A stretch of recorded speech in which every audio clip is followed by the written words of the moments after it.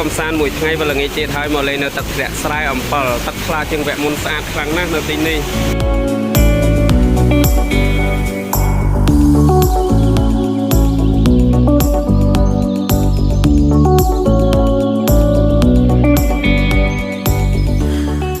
មុននឹងញ៉ាំអាហារថ្ងៃត្រង់គឺយើងថតរូបលេងទាំងអស់គ្នានៅទីនេះកន្លែងស្ពានលោតទឹកលេងហើយកន្លែងនោះទឹកធ្លាក់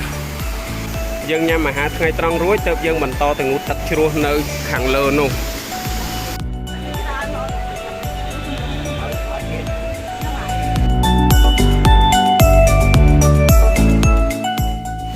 យើងញ៉ាំអាហារថ្ងៃត្រង់រួចយើងដើរទៅលេងនៅទឹកធ្លាក់ខាងលើ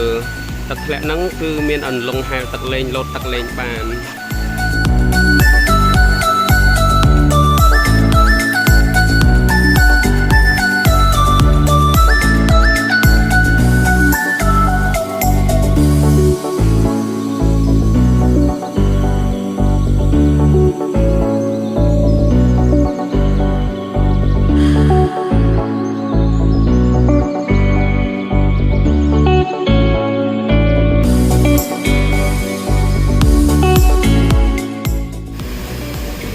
បានមកដល់ទឹកធ្លាក់ស្រែអំពិលហើយនេះនៅជាន់ខាងលើនេះ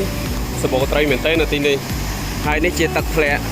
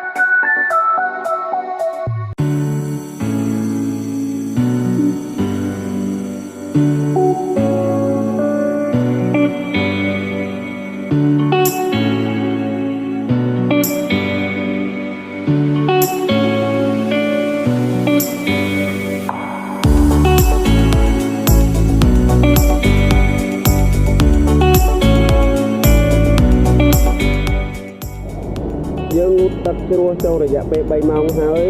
ដល់ថ្ងៃរសៀលចន្លោះយើងចាក់ចេញពីទឹកជ្រោះទៅលេងកន្លែងកំសាន្តផ្សេងៗទៀតនៅរីសតនៅជើងភ្នំអូខេតោះបាយបាយទឹកធ្លាក់